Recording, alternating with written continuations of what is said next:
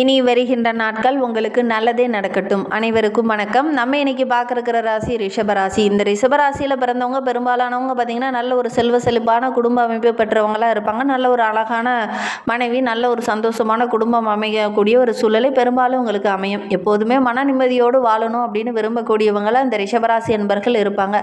கணக்கில் புலியாக இருப்பாங்க. எல்லாருக்கிட்டையுமே ஒரு நட்போடு சகோதரத்துவத்தோடு பழகக்கூடியவங்களாக இந்த ரிஷபராசி என்பர்கள் இருப்பாங்க. எப்படிப்பட்ட மோசமான சூழ்நிலை வந்தாலும் அதை ரொம்ப பொறுமையாக கையாளக்கூடிய ஒரு மனோபக்குவம் படித்தவங்க அப்படின்னா நம்மளுடைய ரிஷபராசி என்பர்களை சொல்லலாம். ஏன்னா நிலராசி, அதனால் ரொம்ப பொறுமையாக இருப்பாங்க. ஒளிவு மறைவு இல்லாமல் எதுலேயுமே மனம் விட்டு வெளிப்படையாக பேசக்கூடியவங்களாக இந்த ரிஷபராசி என்பர்கள் இருப்பாங்க. எப்போவுமே நேர்மையாக இருக்கணும் அப்படின்னு விரும்புவாங்க. நம்ம மட்டும் நேர்மையாக இருந்தால் போதாது, தன்னை சுற்றி இருக்கிறவங்களும் நம்மக்கிட்ட நேர்மையாக தான் நடந்துக்கணும் அப்படின்னு எதிர்பார்க்கக்கூடியவங்களாக இந்த ரிஷபராசி என்பர்கள் இருப்பாங்க.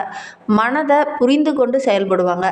அவ்வளோ எளிதாக யாருக்கிட்டையும் பழக மாட்டாங்க. ஆனால் பழகிட்டாங்க அப்படின்னா அவங்க விட்டு பிரியறதுக்கு மனசே வராது.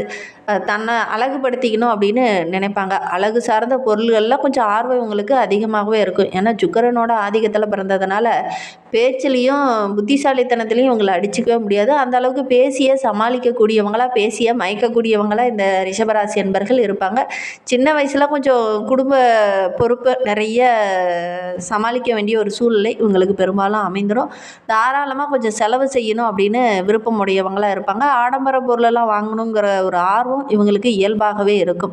சரி, இவங்களுக்கு வருகின்ற நாட்கள் எப்படி இருக்குது, வருகின்ற நாட்களுடைய கிரக அமைப்புகள் எப்படி இருக்குது, எந்தெந்த விஷயம்லாம் உங்களுக்கு சாதகமாக இருக்குது, எந்தெந்த விஷயம்லாம் உங்களுக்கு பாதகமாக இருக்குது அப்படிங்கிறத தொடர்ந்து இந்த வீடியோவில் பார்க்கலாம். நீங்கள் இப்போ தான் ஃபஸ்ட் டைமாக நம்ம சேனலை பார்க்குறதா இருந்தால் நம்ம சேனலை சப்ஸ்கிரைப் பண்ணிவிட்டு கூடவே இருக்கிற பெல் ஐக்கானையும் கிளிக் பண்ணிக்கோங்க. அப்போ தான் நாங்கள் போடுற ஒவ்வொரு வீடியோவுமே உங்களுக்கு நோட்டிஃபிகேஷனாக வரும். நீங்கள் ரிஷபராசி அன்பராக இருந்தால் மறக்காமல் நம்மளுடைய சேனலுக்கு ஒரு லைக் கொடுத்துட்டு உங்களுடைய உறவுகள் வகையில், நண்பர்கள் வகையில் யாராவது ரிஷபராசி அன்பர்கள் இருக்காங்க அப்படின்னா மறக்காமல் இந்த வீடியோவை அவங்களுக்கும் ஷேர் பண்ணிவிடுங்க. ரிஷபராசியில் நீங்கள் எந்த நட்சத்திரத்தில் பிறந்தீங்க, உங்களுடைய இஷ்ட தெய்வ பெயர் என்ன, உங்களுடைய குலதெய்வ பெயர் என்ன அப்படிங்கிறத மறக்காமல் எங்களுடைய கமெண்ட் பாக்ஸில் தெரிவிங்க. உங்களுக்கு ஜோதிட ரீதியாக ஏதாவது சந்தேகம் இருக்குது, ஜோதிடர்கிட்ட ஏதாவது ஆலோசனை வேணும் அப்படின்னா டிஸ்கிரிப்ஷனில் ஜோதிடரோட வாட்ஸ்அப் நம்பர் கொடுக்கப்பட்டிருக்கு. அந்த நம்பருக்கு கால் பண்ணி முன்பதிவு செய்துக்கோங்க. உங்களுடைய சந்தேகங்களுக்கு நல்ல ஒரு தீர்வு கிடைக்கும். அதோடு கூட இந்த புரட்டாசி மாத சனிக்கிழமையில் பெருமாளுக்கு துளசி மாலை சாற்றி வழிபடுங்க. அந்த மகாவிஷ்ணுவோட அருள் பரிபூரணமாக கிடைக்கணும், உங்களுடைய குலதெய்வ அருள் பரிபூரணமாக கிடைக்கணும், அதோடு கூட முன்னோர்களுடைய அருள் பரிபூரணமாக கிடைக்கணும் அப்படின்னு நினைக்கிறவங்க மகாவிஷ்ணுவுக்கு துளசி மாலை சாற்றி வழிபடுங்க. நல்ல பலன் கிடைக்கும். நம்பிக்கையோடு செஞ்சு பாருங்க. ஏன்னா புரட்டாசி மாதம் அப்படிங்கிறதே புண்ணிய மாதம். இந்த புண்ணிய மாதத்தில் மகாவிஷ்ணுவை வழிபட்டீங்க அப்படின்னா நல்ல பலன் கிடைக்கும். செல்வ செழிப்பு அதிகரிக்கும். சுபகாரியத்தில் இருந்த தடைகள் எல்லாமே விலகும். அதோடு கூட இந்த காலகட்டம் உங்களுக்கு அருமையாக இருக்கணும் அப்படின்னா கண்டிப்பாக மகாவிஷ்ணுவை வழிபடுங்க. உங்களுக்கும் அந்த மகாவிஷ்ணுவை ரொம்ப பிடிக்கும் அப்படின்னா ஓம் நமோ நாராயணா போற்றி போற்றி அப்படின்னு சொல்லி மறக்காமல் 3 டைம் எங்களுடைய கமெண்ட் பாக்ஸில் தெரிவிங்க.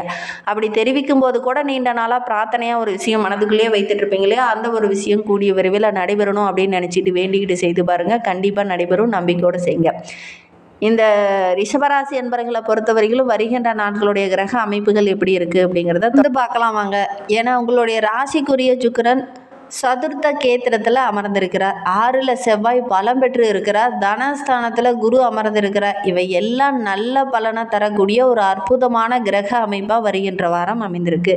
சுபகாரியத்திலலாம் தடையாகவே போயிட்டுருக்கு. நான் போய் எந்த வாரம்னு பார்த்தாலும் இல்லை போங்க அப்புறம் வாங்க அப்படிங்கிற மாதிரி சொல்லிட்டு இருக்காங்க அப்படின்னு நீங்கள் நினச்சிங்கன்னா இந்த காலகட்டத்தில் முயற்சி பண்ணுங்கள். கண்டிப்பாக நல்ல ஒரு வரன் அமையக்கூடிய யோகம் இருக்குது.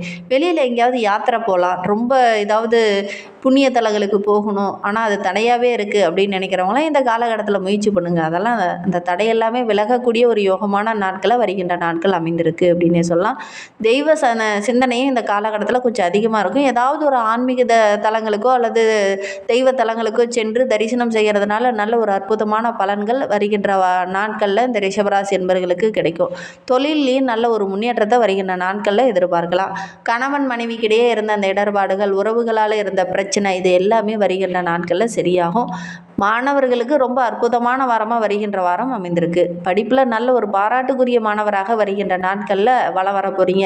ஏன்னா சுகஸ்தானத்தில் சுக்கிரன் நல்ல பலமாக இருக்கிறார். அதனால் வண்டி வாகனம் வாங்கக்கூடிய அமைப்பு இருக்குது. வருமானம் சிறப்பாக இருக்குது. குறைவில்லாமல் எல்லா விதத்துலேயும் வருமானம் கிடைக்கக்கூடிய யோகம் இருக்குது. ஆலய வழிபாடை மறந்துடாமல் இந்த வாரத்தில் செய்யுங்க. ஏன்னா 12க்குரிய செவ்வாய் 6ல் அமர்ந்திருக்கிறதுனால விபரீத ராஜயோகம் நம்மளுடைய ரிஷபராசி அன்பர்களுக்கு இந்த காலகட்டத்தில் கிடைக்க போகுது. நீண்ட நாள் எதிர்பார்ப்பு எல்லாமே இந்த காலகட்டத்தில் நிறைவேறும். துணிச்சலாக முடிவெடுப்பீங்க. ஒவ்வொரு விஷயத்திலையும் தன்னம்பிக்கையோடு இறங்குவீங்க. அது எல்லாமே உங்களுக்கு வெற்றியாக அமைய போகுது. தொழிலில் வியாபாரத்தில் நல்ல ஒரு முன்னேற்றத்தை வருகின்ற நாட்களில் எதிர்பார்க்கலாம். மூத்த சகோதரரால் சின்ன சின்ன பிரச்சனைகள், தேவையில்லாத இடர்பாடுகள், மூத்த சகோதர சகோதரிகள் இருக்காங்க அப்படின்னா அவங்களால சின்ன சின்ன பிரச்சனைகள் வரத்துக்கான சூழ்நிலை இருக்குது. கவனமாக இருக்கிறது நல்லது. ஆரோக்கிய ரீதியாக சின்ன சின்ன இடர்பாடுகள் வரலாம். எல்லா விஷயங்களும் உங்களுக்கு சின்ன சின்ன பிரச்சனைகளை தரும். ஏன்னா உங்களுடைய கருத்துக்களை மற்றவங்க ஏற்றுக்கணும் அப்படிங்கிற மாதிரி நீங்கள் திணிப்பீங்க இந்த காலகட்டத்தில். அதனால் சின்ன சின்ன பிரச்சனைகள் வரும். மற்றபடி உங்களுடைய கருத்துக்களை அவங்க ஏற்றுக்கலை அப்படின்னா நீங்கள் விட்டுருங்க. அவங்களுடைய போக்கில் அவங்க இருக்கட்டும். அதோட கூட சிலருக்கு இந்த காலகட்டத்தில் திஷ்டி தோஷ பாதிப்புகள் ஏற்படக்கூடிய சூழ்நிலை இருக்குது. கொஞ்சம் கவனமாக இருக்கிறது ரொம்பவும் நல்லது. இந்த காலகட்டத்தை பொறுத்தவரைக்கும் பேச்சில் கொஞ்சம் கவனமாக இருங்க. யாருக்கிட்டையும் வாதாடாதீங்க. அதிக ஈடுபாடோடு உரிமையோடு நீங்கள் வாதாடினீங்க அப்படின்னா கூட சின்ன சின்ன இடர்பாடுகளை சந்திக்க வேண்டிய ஒரு சூழ்நிலை இந்த ரிஷபராசி அன்பர்களுக்கு இந்த காலகட்டத்தில் ஏற்படும். அதனால் கொஞ்சம் கவனமாக செயல்படுறது நல்லது. உங்களுடைய வியாபாரத்துலேயாகட்டும் தொழிலையாகட்டும் சின்ன சின்ன பிரச்சனைகள் இருந்தது இல்லையா, அதெல்லாம் வருகின்ற நாட்களில் சரியாகும். எவ்வளோ பெரிய பிரச்சனை இருந்தாலும் உங்களுடைய முயற்சி இருந்தது அப்படின்னா அது உங்களுக்கு வெற்றியாக அமையும். குடும்பத்தில் நிதி நிலைமை ரொம்ப சிறப்பாக இருக்குது. தேவைக்கேற்ப வருமானம் இருக்கும். பண்டிகை காலம் என்பதனால செலவுகள் கொஞ்சம் அதிகமாக இருக்கும். ஆடம்பர செலவுகளை கொஞ்சம் குறைச்சிக்கோங்க. குடும்பத்தில் நல்ல ஒரு சந்தோஷம் இருக்கும். சந்தோஷம் இரட்டிப்பாகக்கூடிய ஒரு யோகமான வாரமாக வருகின்ற வாரம் அமைந்திருக்கு. வீட்டில் ஏதாவது தடைப்பட்டு வந்த சுபகாரியம் இருக்குது அப்படின்னா கூட இந்த காலகட்டத்தில் முயற்சி பண்ணிங்களா அதெல்லாம் நடக்கக்கூடிய யோகம் இருக்குது. பிள்ளைகளுடைய ஆரோக்கிய விஷயத்தில் கொஞ்சம் கவனமாக இருங்க. செவ்வாய்க்கிழமையில் ராகு கால நேரத்தில் துர்க்கை அம்மனுக்கு போய் ஒரு விளக்கு போட்டுட்டு வாங்க. நல்ல பலன் கிடைக்கும். நம்பிக்கையோடு செய்யுங்க. அதோடு கூட வெள்ளிக்கிழமையில் அன்னை மகாலட்சுமி தாயாரை வழிபடுங்க. இந்த புரட்டாசி மாத சனிக்கிழமையில் மகாவிஷ்ணு வழிபாடை மறக்காமல் செய்யுங்க. மகாவிஷ்ணுவோட அருள் பரிபூர்ணமாக கிடைச்சிச்சு அப்படின்னா அந்த மகாலட்சுமி தாயாரோட அருளும் உங்களுக்கு பரிபூர்ணமாக கிடைக்கும். நம்பிக்கையோட சனிக்கிழமையில் விரதம் இருந்து வழிபடுங்க. நல்ல பலன் கிடைக்கும். இந்த ரிஷபராசியில் பிறந்த 3 நட்சத்திரக்காரர்களுக்கும் வருகின்ற 7 நாட்களும் எப்படி அமைந்திருக்கு அப்படிங்கிறத பார்க்கலாம்.